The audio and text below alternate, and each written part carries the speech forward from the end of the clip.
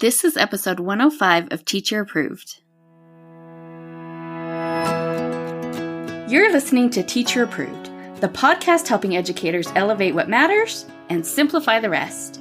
I'm Heidi. And I'm Emily. We're the creators behind Second Story Window, where we give research-based and teacher-approved strategies that make teaching less stressful and more effective. You can check out the show notes and resources from each episode at secondstorywindow.net. We're so glad you're tuning in today. Let's get to the show. Hey there! Thanks for joining us today. In today's episode, we're sharing listener tips about all the fun you can have in December with your class. We start our episodes with a morning message, just like we used to do at morning meeting in our classrooms. This week's morning message is, what fun things can you do with your class in December? And we got so many good responses from our teacher-approved community that we're devoting our entire episode to it today. But before we get started, we want to mention that several of these suggestions require parent participation. Either parents are asked to send something in, or they need to remember to get their kid dressed up for a theme. Both of those can be really fun, but they can also add a lot of stress on parents who maybe don't appreciate having an extra assignment from school at a hectic time. Yeah, I know what that feels like. So we do recommend doing what you can to minimize the need for parent involvement. No one needs extra stress in December. So let's say you want to do a project where the kids use something silly to make Santa's beard and then bring their projects to school. Rather than making it an at-home assignment, maybe you could just do it in class instead. If there's absolutely no other way to do your activity without parent involvement, the key to making sure that they stay on your side is to let them know what you need from them well in advance and send lots of reminders. Yes. Life is bonkers for everyone in December, and parents, like myself, will really appreciate you doing whatever you can to tame some of the crazy and remind us, because we're just going to forget, okay? We're really busy. But despite the bonkers craziness of December's, it was one of my favorite months to be a teacher. Maybe my very favorite month to be a teacher. How did you feel about teaching in December, Emily? Oh, I loved it. I remember being sad, honestly, by winter break. Of course, like ready for a break because they've been crazy, but sad of like, oh, that's it. That's all we had time to do, because there was so many fun things that we wanted to do and that we filled the time with. And it just feels like really magical to get to do all this fun stuff. And especially because both of us taught second grade, and I feel that's like the perfect age. So I loved it.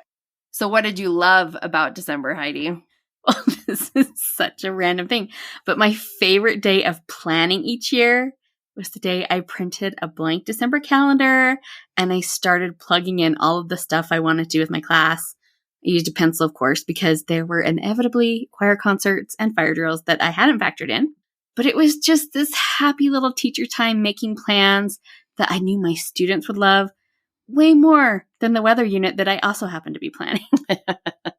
So let's dive into some suggestions from our Facebook group. Sarah said, I teach second grade, and the last few years I have had between 8 to 12 students. What? I know, lucky. My teacher pal teaches fifth. We are right next to each other. We Grinch out from the day after Thanksgiving break until Christmas break. It's so much fun. We wear a Grinch shirt every day. We have a Grinch gift or surprise each day as well. It is a lot of work, but we love it. We will pick a day to come in over Thanksgiving break to decorate and plan out Grinch tricks. Sometimes we fail and just leave a note saying, your desks are a mess, and we dump the desks, but the kids love it. Wow. That sounds like a blast. I bet the kids talk about the Grinch all year. But it also sounds like a ton of work. Yeah, so that's why we wanted to start with this one, because it's such a great example of doing what lights you up. I don't think I could commit to a theme that hard, even one I really loved. But Sarah and her teacher bestie love it, so they should keep doing it. You can tell she's already so excited to get started this year. When you see all of the cool things your coworkers are doing, or the cool things that teachers share on social media, it just feeds this pressure that you need to be doing that thing too.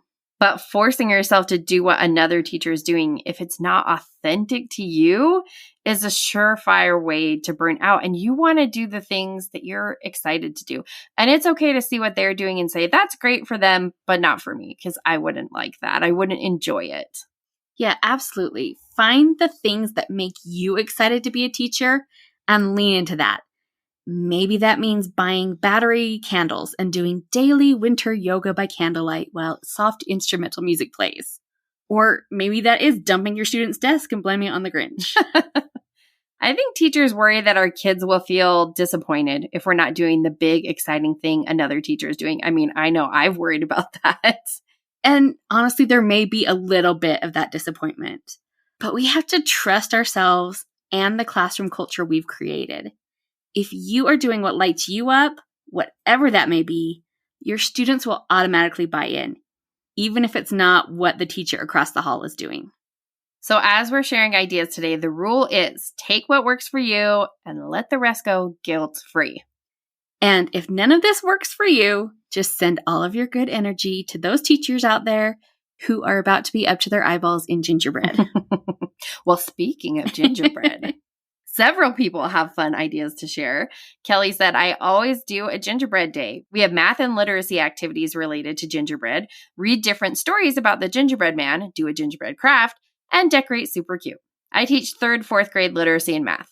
There are so many fun retellings of the gingerbread man story. Every time I see a new one, I have to buy it. As I was researching this podcast, I just came across the runaway tortilla, which is now in my cart. What? I haven't heard of that. I know. one. I don't know how I missed that one. Well, the gingerbread girl and gingerbread baby are two of my go-tos. I loved using those retellings to teach students how to compare similar texts.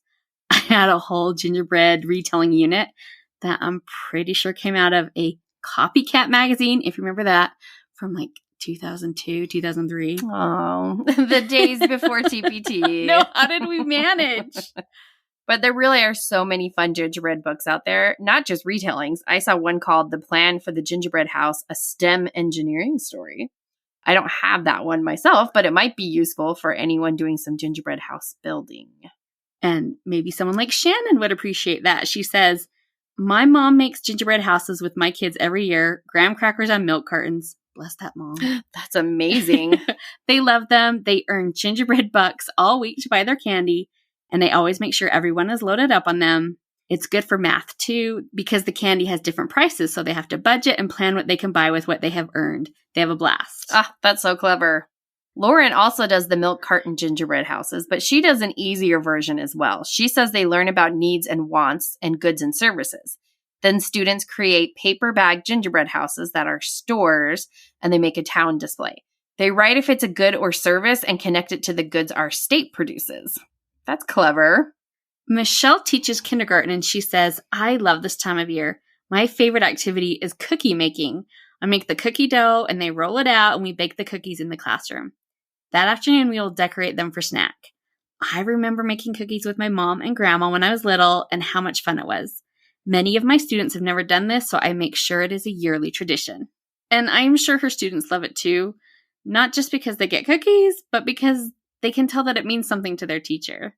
Which is why I loved doing center class with my students. Well, you know, as a couple of Dutch girls, we really didn't have a choice. So, center class, or St. Nicholas, as you may know him, always visited our house growing up, so it seemed natural to extend that to our students. I made sure we didn't have any fire drills planned, and then I had each student leave a shoe in the hallway. We went back inside and read the book, The Baker's Dozen, and talked about the center class tradition. Meanwhile, the school secretary was kind enough to leave a little surprise in the kids' shoes. I think you mean center class. Of course. I just came across some photos like today of my second graders running in the hall to find a little bag of candy in their shoe. They were so excited, and everyone in the photo is just a blur because they're moving around so fast. Those are the moments I miss the most. Oh, it was so sweet. I switched from candy to those like bags you get from Target that has like a little coloring book and crayons in it because that was way easier. But yeah, early days with the candy bags. Oh, I love that. And There are not a ton of resources out there for teaching about center class. We know from experience, but you can usually use a lot of St. Nicholas themed and just tell them it's center class if you want to do something similar with your class, or I guess you could do St. Nicholas. Christmas in the Netherlands was one of several international holidays I did with my class.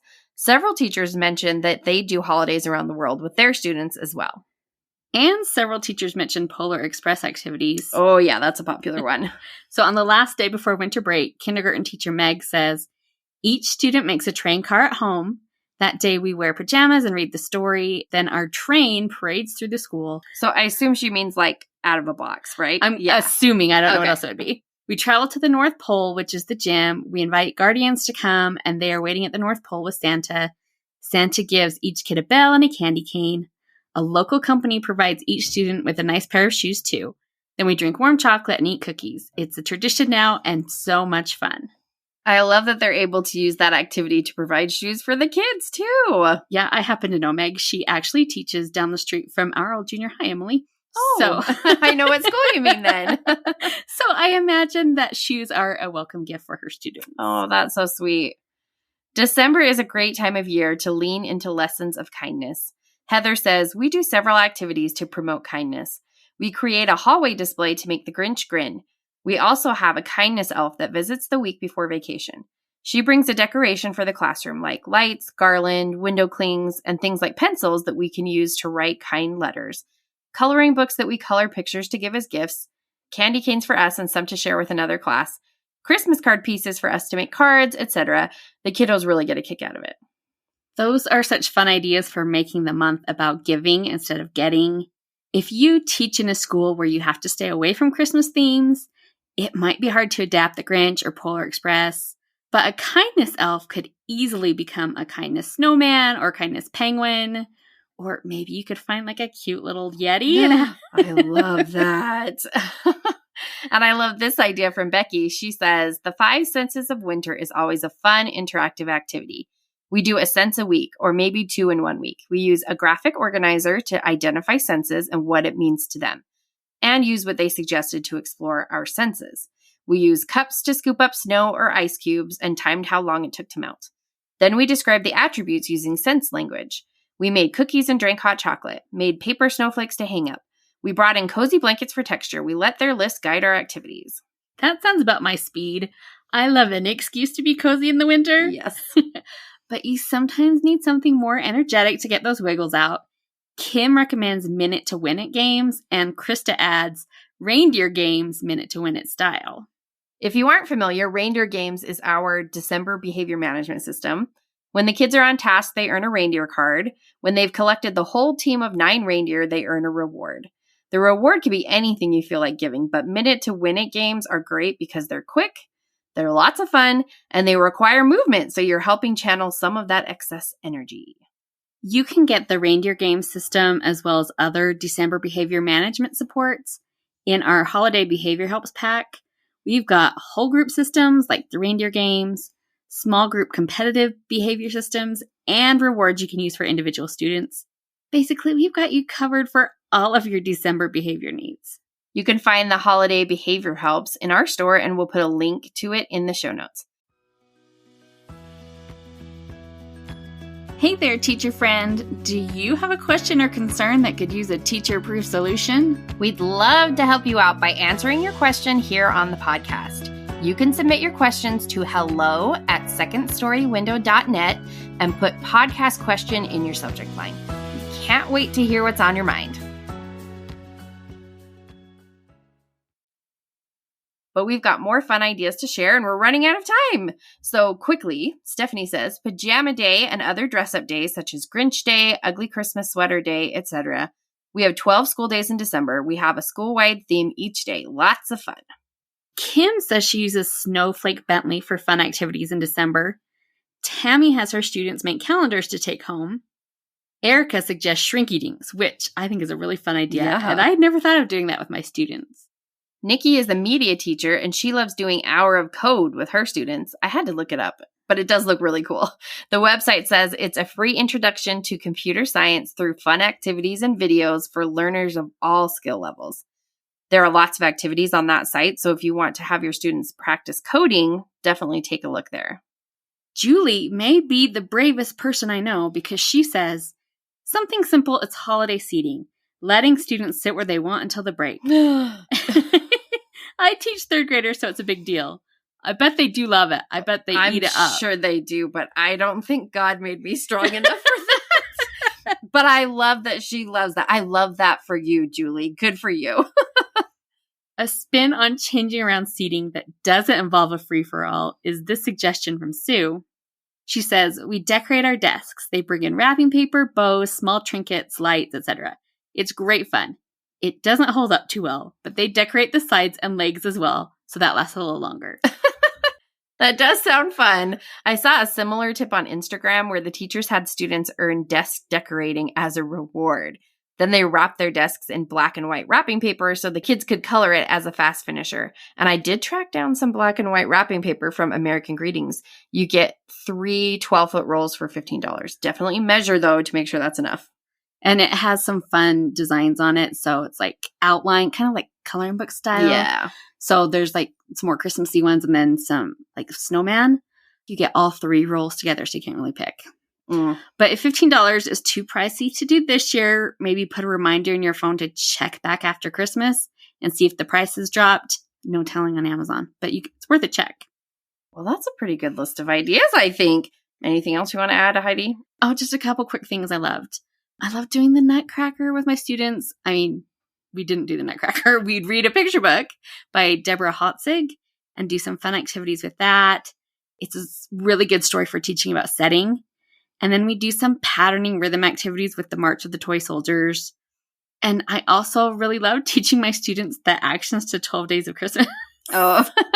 We do it as a brain break a few times a month. I just always laughed so hard. The kids begrudgingly put up with it, but it was fun. What about you, Emily? Anything to add? Well, I did always like to do a book advent. Now, I know it's not truly an advent because we're not doing all 24 days before Christmas. Just have to make that caveat. But I would wrap up some of my favorite Christmas books, usually the like nice hardback ones that I don't put out for the kids, you know. And then every day we'd unwrap one to read together, which is just a fun way to get in more reading, sharing some of my favorite stories. It makes it more novel to get to unwrap the book before you read it. So I always think that's a fun one. That is a fun one. And you can easily do winter books instead of Christmas-specific books. And that's still a fun way to add magic to the month of December. And let's be honest, any excuse to read a picture book is a win. And don't forget, we also have our Christmas festive breaks. Those are a great way to drop a few minutes of seasonal fun into your day without having to sacrifice a whole day's learning to a theme. Yeah, we've got simple crafts and games and other fun activities that take 15 minutes or less. The Christmas activities are done now, and I am working hard to get those winter-themed ones done as well. Hopefully you're feeling ready to take on December now. But if not, Teresa has this suggestion. Pray for snow. And if that doesn't work, or even if it snows, you're not likely to get a snow day, we'll use this tip from April, which is to survive with a laughy face emoji. We'd love to hear the fun things you do with students in December. Come join the conversation in our Teacher Approved Facebook group. Now let's talk about this week's Teacher Approved tip. Each week we leave you with a small, actionable tip that you can apply in your classroom today. This week's Teacher Approved tip is add some rigor into your fun. What can you tell us about that, Heidi? Well, I am all for having fun with your students, fun without having to excuse it. I don't think there's enough fun left in education these days. Yeah. But that being said, we can't do fun all month. And there's a lot we can do to elevate our seasonal activities from being enjoyable to being impactful. Maybe if you're doing gingerbread houses, you could make it a STEM activity. And I mean like a real STEM activity where students are solving a problem and they're planning and experimenting with solutions. Or if you're doing holidays around the world, you could take the content deeper and talk about what the holiday teaches you about that culture. The book Unpack Your Impact by Naomi O'Brien and Lanisha Tab is a great resource for this. And I know they have some awesome units already done, like a unit on gingerbread that has a lot of cool features in it. I actually haven't taught with their materials before, so this is just based on their book, but it would be worth a look, I think. I think they do a great job of really extending the conversation around social studies and everything that entails. So we'll put a link to that gingerbread unit in the show notes if you want to check it out. To wrap up the show, we are sharing what we're giving extra credit to this week. Emily, what gets your extra credit? Well, I'm giving extra credit to the book Santa Shark by Mike Lowry. Now, we just got this book, and it is a center class gift for my son, so the kids have not read it yet. But I'll give you the gist from Amazon. Basically, while humans may count the days until Santa Claus arrives deep in the ocean, Edgar, a goofy, toothy young shark, prepares for the arrival of Santa Shark.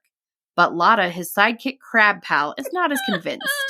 Still, Lotta helps Edgar get his home ready. In a race against time, they prepare a tasty snack for Santa, write Christmas cards to their friends, and sing Christmas chorals like jingle shells, jingle all the waves. Is it a picture book? It is. And if you know Mike Lowry, he does this really unique illustration style that does something really interesting with the text is sort of part of the illustrations.